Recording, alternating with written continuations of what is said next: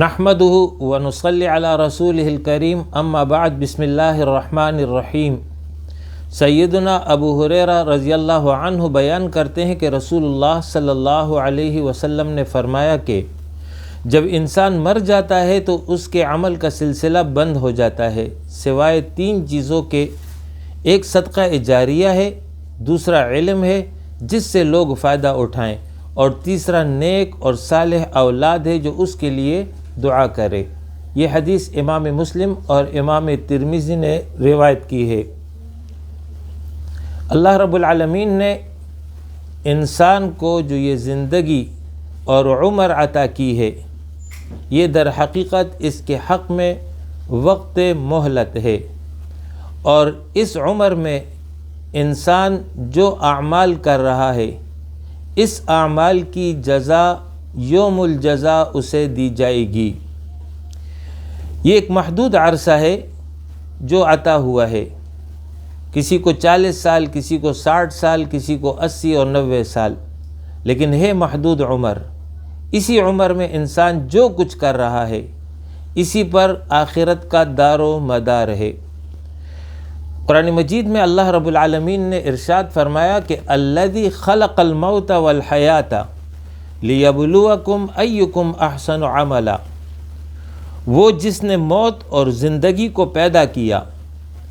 تاکہ تمہاری آزمائش کرے کہ تم میں کون زیادہ اچھا عمل کرنے والا ہے۔ تو لہٰذا یہ عمر اللہ نے دی اسی لیے ہے کہ انسان اس میں اچھا عمل کرے تو اس کی جزا جنت اور رب کی رضا کی صورت میں اسے ملے گی، اور اگر برا عمل کرے گا تو پھر اس کی جزا اللہ کے غضب اور عذاب کی صورت میں اسے ملے گی۔ یہ عمر جب ختم ہو جاتی ہے، آخری سانس ختم ہو کر کے انسان دنیا سے چلا جاتا ہے، تو اس کے بعد پھر جو ہے وہ اپنے عمل میں اضافہ نہیں کر سکتا، اس کے لیے نیکی کی اب کوئی صورت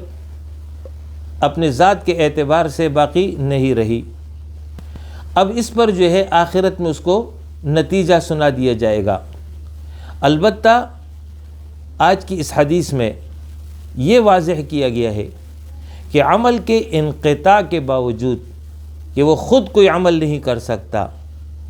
یہ سہولت اور موقع اللہ نے دیا ہے کہ اگر کرنے والے نے، یعنی عمل کرنے والے نے زندگی میں جو اچھے عمل کیے، اگر ان کی منفعت اور برکت آگے جاری رہی، یعنی وہ شخص چلا گیا دنیا سے لیکن اس کا عمل ایسا ہے کہ اس کا فائدہ جاری ہے، تو پھر ایسا عمل منقطع نہیں ہوگا بلکہ وہ گویا کہ مسلسل جاری ہے، تو اس کا اجر بھی منقطع نہیں ہوگا، اس کا اجر مسلسل اس کے حق میں بڑھتا چلا جائے گا، اور اس کے مرنے کے بعد اس کے اجر کے حصے میں یہ شامل ہوتا چلا جائے گا۔ قرآن مجید میں اللہ رب العالمین نے فرمایا کہ وَنَكْتُبُ مَا قَدَّمُوا وَآثَارَهُمْ، اور جو کچھ انہوں نے آگے بھیجا، یعنی جو اعمال صالحہ اور جو صدقات اور جو انفاق انہوں نے کر لیے، یہ اللہ کے ہاں پہنچ گئے۔ وَآثَارَهُمْ، اور جن کاموں کے اثرات انہوں نے پیچھے چھوڑے ہیں، یعنی ایسا عمل جو انہوں نے کر لیا لیکن اس کا اثر بعد کے لوگوں کو پہنچ رہا ہے، اب یہ اثر اچھا ہے، نیکی کی صورت میں ہے، تو اس کے لیے اجر ہے، اور اگر یہ عمل ایسا ہے کہ اس کا اثر گناہ کی صورت میں ظاہر ہو رہا ہے، یعنی اس نے کوئی گناہ والا عمل ایسا چھوڑ دیا کہ لوگ اس گناہ کی وجہ سے گناہ میں مبتلا ہو رہے ہیں، جسے شراب خانہ کھول دیا، تو اس صورت میں جو ہے اس شخص کے اعمال میں جو ہے اس کا گناہ لکھا جاتا رہے گا، اور قیامت کے دن اسے جو ہے اس کی سزا یا جزا کی صورت میں بدلہ مل جائے گا۔ آج کی حدیث میں 3 چیزوں کا ذکر آیا ہے، جبکہ دیگر احادیث میں اور دیگر روایات میں کچھ اور ذکر ہوا ہے جن کی تعداد 12 تک پہنچ جاتی ہے۔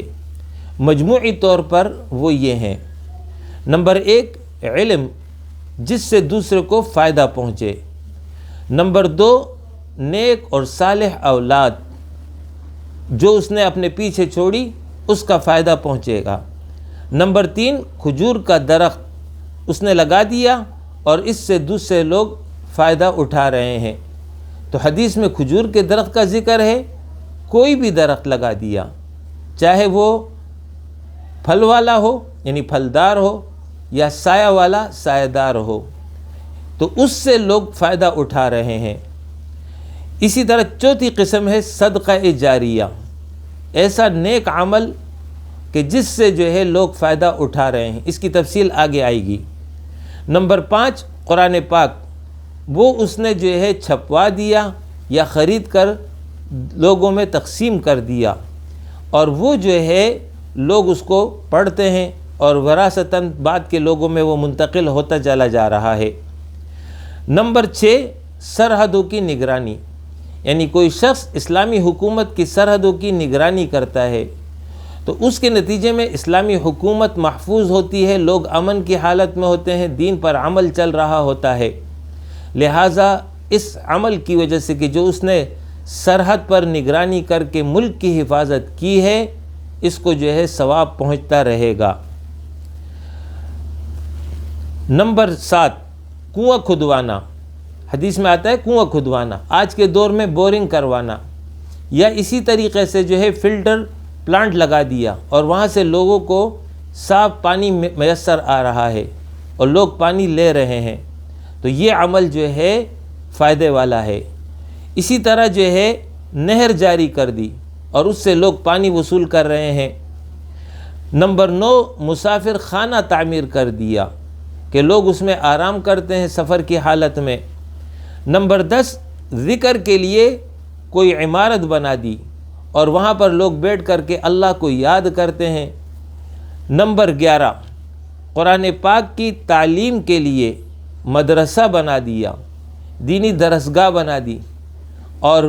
ایسا ادارہ بنا دیا جس میں باقاعدہ دین کی مکمل تعلیم دی جاتی ہو، یا اس میں اس کے بنانے میں شریک ہو گیا، تو یہ سب جو ہے صدقہ جاریہ ہے۔ اور نمبر 12 مسجد بنوا دی یا مسجد کے بنوانے میں حصہ ڈال دیا، تو جب تک لوگ اس میں نماز پڑھیں گے، اللہ کو یاد کریں گے، ثواب پہنچتا رہے گا۔ یہ وہ 12 قسمیں بطور نمونہ کے بیان ہوئے ہیں، ورنہ ہر وہ عمل جس کی منفعت اور برکت جاری رہے تو یہ سب کا سب صدقہ جاریہ ہے، اور موت کے بعد انسان کو